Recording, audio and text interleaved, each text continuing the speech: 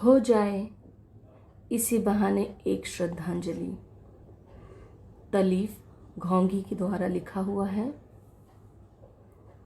हर शहर में 2 या 4 महान टाइप के लोग रहते हैं।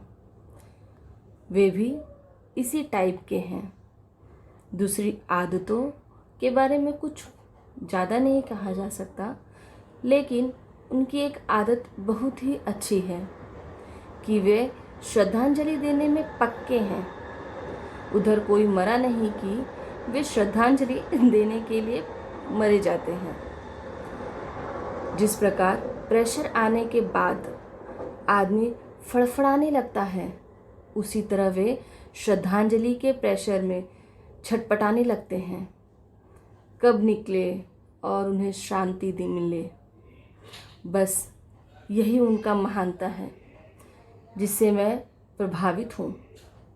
उन्होंने मुझे बताया था कि उनकी ज़िंदगी के केवल 2 उद्देश्य हैं।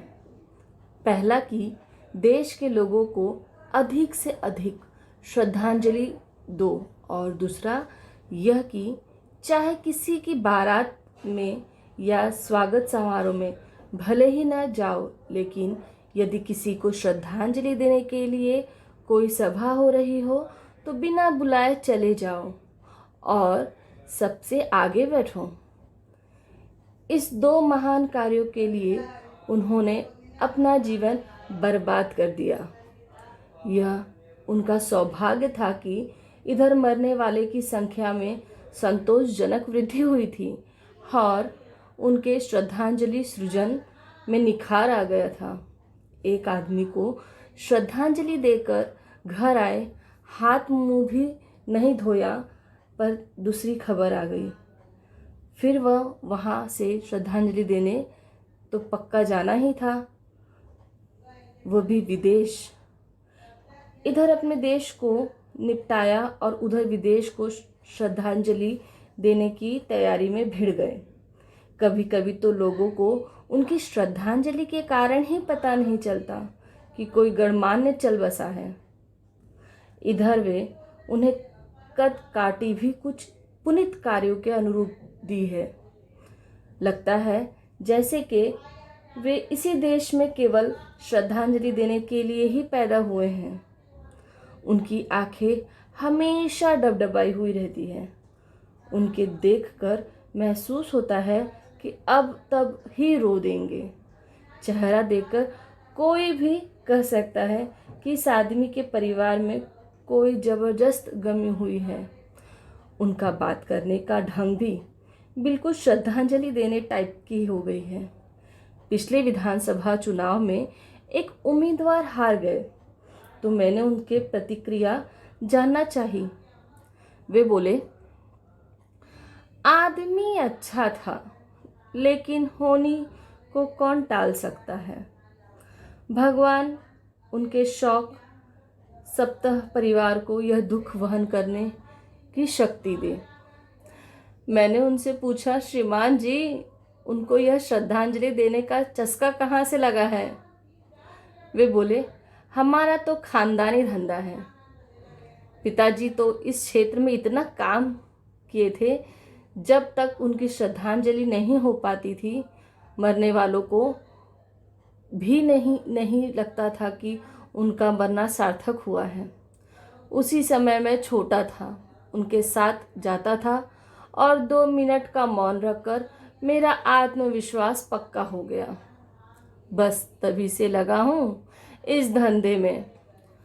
थोड़ी देर के लिए वे रुके, फिर बोले, पिताजी कहते थे, बेटा, हम गरीब देश के गरीब नागरिक हैं, किसी को श्रद्धांजलि के अलावा कुछ नहीं दे सकते, इसलिए मेरे मरने के बाद तुम हमारी इस वंश परंपरा को आगे बढ़ाना। इतना कहने के बाद वे 2 मिनट के लिए मौन हो गए, आंखें नीची कर ली, दोनों हाथ सामने बांधकर खड़े हो गए।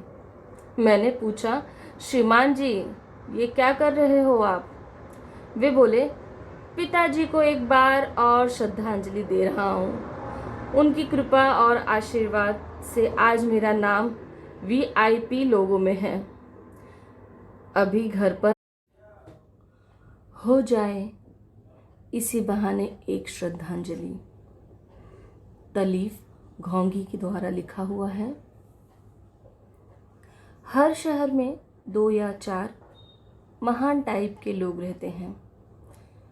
वे भी इसी टाइप के हैं। दूसरी आदतों के बारे में कुछ ज़्यादा नहीं कहा जा सकता, लेकिन उनकी एक आदत बहुत ही अच्छी है कि वे श्रद्धांजलि देने में पक्के हैं। उधर कोई मरा नहीं कि वे श्रद्धांजलि देने के लिए मरे जाते हैं। जिस प्रकार प्रेशर आने के बाद आदमी फड़फड़ाने लगता है, उसी तरह वे श्रद्धांजलि के प्रेशर में छटपटाने लगते हैं। कब निकले और उन्हें शांति दी मिले, बस यही उनका महानता है जिससे मैं प्रभावित हूँ। उन्होंने मुझे बताया था कि उनकी ज़िंदगी के केवल 2 उद्देश्य हैं। पहला कि देश के लोगों को अधिक से अधिक श्रद्धांजलि दो, और दूसरा यह कि चाहे किसी की बारात में या स्वागत समारोह में भले ही न जाओ, लेकिन यदि किसी को श्रद्धांजलि देने के लिए कोई सभा हो रही हो तो बिना बुलाए चले जाओ और सबसे आगे बैठो। इस 2 महान कार्यों के लिए उन्होंने अपना जीवन बर्बाद कर दिया। यह उनका सौभाग्य था कि इधर मरने वाले की संख्या में संतोषजनक वृद्धि हुई थी और उनके श्रद्धांजलि सृजन में निखार आ गया था। एक आदमी को श्रद्धांजलि देकर घर आए, हाथ मुंह भी नहीं धोया, पर दूसरी खबर आ गई। फिर वह वहाँ से श्रद्धांजलि देने तो पक्का जाना ही था, वो भी विदेश। इधर अपने देश को निपटाया और उधर विदेश को श्रद्धांजलि देने की तैयारी में भिड़ गए। कभी कभी तो लोगों को उनकी श्रद्धांजलि के कारण ही पता नहीं चलता कि कोई गणमान्य चल बसा है। इधर वे उन्हें कद काटी भी कुछ पुनीत कार्यों के अनुरूप दी है। लगता है जैसे कि वे इसी देश में केवल श्रद्धांजलि देने के लिए ही पैदा हुए हैं। उनकी आंखें हमेशा डबडबाई हुई रहती हैं। उनके देखकर महसूस होता है कि अब तब ही रो देंगे। चेहरा देखकर कोई भी कह सकता है कि इस आदमी के परिवार में कोई ज़बरदस्त गमी हुई है। उनका बात करने का ढंग भी बिल्कुल श्रद्धांजलि देने टाइप की हो गई है। पिछले विधानसभा चुनाव में एक उम्मीदवार हार गए तो मैंने उनके प्रतिक्रिया जानना चाही। वे बोले, आदमी अच्छा था, लेकिन होनी को कौन टाल सकता है। भगवान उनके शौक सप्ताह परिवार को यह दुख वहन करने की शक्ति दे। मैंने उनसे पूछा, श्रीमान जी, उनको यह श्रद्धांजलि